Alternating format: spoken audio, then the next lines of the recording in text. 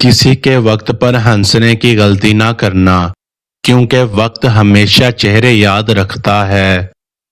محبت اور عزت کسی کو اتنی مت دو کہ وہ تمہاری عزت کرنا بھول جائے۔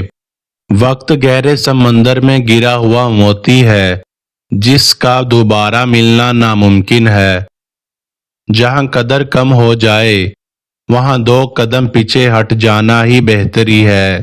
دوسروں کو مٹانے والی ربڑ کی طرح ہوتے ہیں، گھس گھس کے ایک دن خود ہی ختم ہو جاتے ہیں۔